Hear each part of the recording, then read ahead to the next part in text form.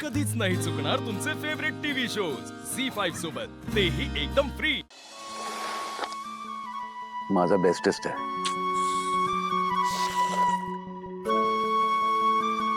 मला खरंच खूप आवडलं. हो ना, आवडलं ना तुम्हाला?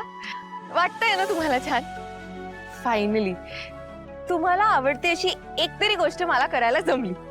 येस येस येस येस, म्हणजे मला तुमच्या प्रश्नाचं उत्तर मिळालं. मला माहितीच होतं, मला नक्की मिळणार आहे तुमच्या प्रश्नाचं उत्तर. मला इतकं छान वाटतंय ना, सकाळपासून एवढा विचार करत होते मी याचे, पण झालं फायनली मला उत्तर मिळाले. ओके लीला, लीला शांत बस. का? बस तर पण काय झालं, हे नाहीये का उत्तर? सांगतो बस. इथे प्लीज बस.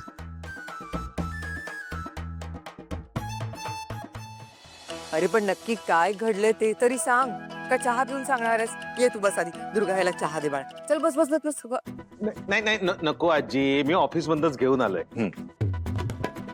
विश्वरूप, ते तू सांगत होतास ना लॉंग ड्राईव्ह बद्दल, सांग ना. हा हा हा, तर काय झालं आजी, आज जगातलं 8वं आश्चर्य घडलंय. The great perfectionist Abhiram Jagirdar bullet वर बसून लॉंग ड्राईव्हला गेले. हवा के साथ साथ घटा के संग संग ओ साथी चल चल चल. ऐकशील का जरा? विश्वरूप, तू हे जे काही सांगतोयस ना, माझा विश्वासच बसत नाहीये. खरं सांगतोयस? अहो माझाही विश्वास बसत नव्हता जोवर मी माझ्या डोळ्यांनी बघितलं नाही तोवर. अहो लीला वहिनी ऑफिसच्या बाहेर आल्या काय आणि एजे सरांना घेऊन गेल्या काय. आजी, लीला वहिनी खरंच खूप ग्रेट आहे तो.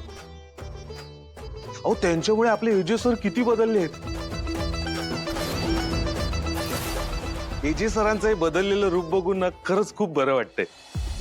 आता या लीला बरोबर राहून एजंटच्या आवडी निवडी सुद्धा मिडल क्लास व्हायला लागल्या. कठीण आहे. हा एजे तिकडे मजा मारतोय, मी इथे नुसता हातावर हात ठेवून बसलोय. नाही, असं करून चालणार नाही. मला लवकरात लवकर काहीतरी करावं लागेल. वा विश्वरूप, खूप छान बातमी दिलीस तू रे आज. ये ये चहा घे चहा घे. अरे ये रे चहा घे. चहा द्या त्याला विचार. बस बस बस. लीला, तू जे माझ्यासाठी केलंयस मला खूप छान वाटलं ऑनेस्टली. पण हे माझ्या प्रश्नाचं उत्तर नाहीये.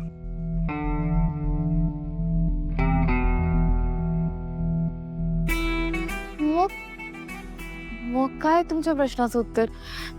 अभि, मी काय करू तुमच्यासाठी ज्याने तुम्हाला बरं वाटेल, सांगा ना.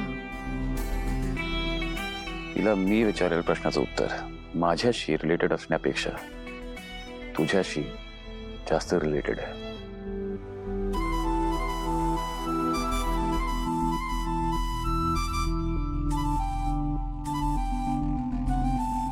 म्हणजे तुला आयुष्यात जे काही हवे लीला, त्यासाठी मी तुला नेहमीच सपोर्ट करेन. तुझी स्वतःची आयडेंटिटी असायला हवी.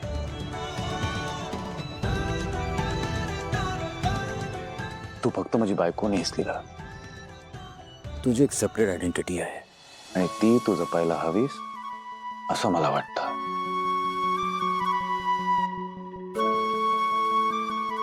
लीला, लग्न अगोदर अंतराची माझ्या आयुष्यात एक स्पेशल जागा होती, पण तू तिची जागा न हलवता तुझी एक नवीन जागा निर्माण केली माझ्या आयुष्यात. And that means you have something special in you. तुझी लाईफ कडनं काहीतरी एक्सपेक्टेशन्स असतील, काहीतरी ड्रीम्स असतील, ते तू परस्यू करावं असं मला स्ट्रॉंगली वाटतं लीला.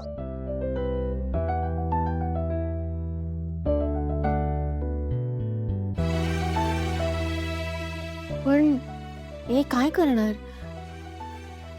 म्हणजे तुम्हाला माहिती नाही, एक तर मला काहीच येत नाही आणि मी काही करायला गेले की सगळा गोंधळच होतो. हिला पहिले म्हणजे हा जो सेल्फ डाऊट तुझ्या मनात आहे तू बंद कर. हिला थिंक की असं काहीतरी असेल जे केल्यामुळे तुला आनंद होईल, त्या गोष्टीचा तू शोध घे. आणि काय चुका झाल्या तर होऊ देत, त्यांना घाबरायचं नाही. ते म्हणतात ना की फेलियर मधनच माणसाची ग्रोथ होते. आणि मला खात्री आहे की तू लाईफ मध्ये खूप खूप सक्सेसफुल होशील. स्वतःची एक ओळख निर्माण करशील. आणि जर तू हे केलंस तर मला खूप आनंद होईल. आणि हे आहे माझ्या प्रश्नांचं उत्तर.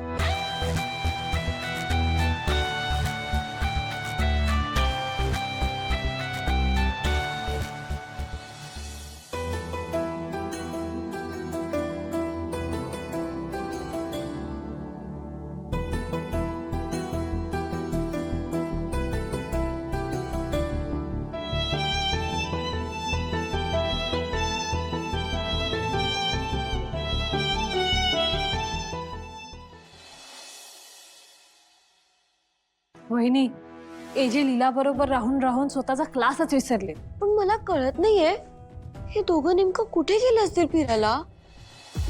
सरस्वती, ते कुठे गेलेत हा मुद्दा आहे का? मुद्दा हा आहे की ते बाहेर गेलेत आणि आपल्याला कळलं सुद्धा नाही. हे जर असंच चालत राहिलं ना तर लीला अख्खं घर काबीज करेल. आपण असेच हातावर हात धरून बघत बसू. वहिनी, म्हणजे लीला या घराची मालकीण आणि आपण नोकर. म्हणजे म्हणजे परत लीला 2.0. अयो, म्हणजे किती कामं करायला लागते. नाही नाही नाही नाही, माझे तर आतापासूनच हातपाय दुखायला लागले. मी माहेरी जाते. दुर्गा, हा, बाळा, रात्रीच्या जेवणाचा मेनू सांगितला की नाही रुपाला? नाही सांगितलं आजी. का? काय झालं?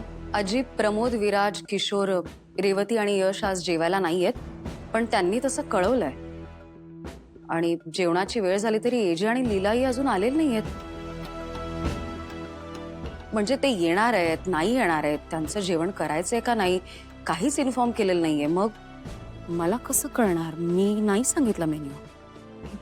अगं मग आपल्या पुरतं सांगायचं होता. असतात काय एवढं?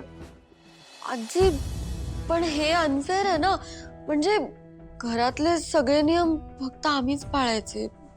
हो ना, म्हणजे रात्री सगळ्यांनी एकत्र जेवायचं हा एजेंचाच नियम आहे. आणि आता तेच तो पाळत नाहीये. नियमांना अपवाद असू शकत नाही का बाळा? तुमच्याकडनं कधी नियम मोडले गेले नाहीत का? म्हणजे चुकून कधीतरी असं झालं असेल ना, तुम्ही बाहेर गेलात जेवायला, येऊ शकला नाही घरी.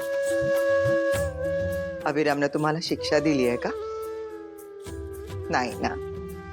अभिरामची फक्त एवढीच इच्छा होती की रात्री सगळ्यांनी मिळून एकत्र जेवायचं. मान्य आहे, अभिरामनं नाही सांगितलं, पण कधी कधी आपल्याकडनं पण असं होतच ना.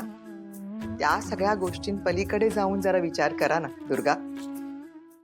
झी5 ॲप डाउनलोड करा आणि पहा सर्व एपिसोड्स एकदम फ्री.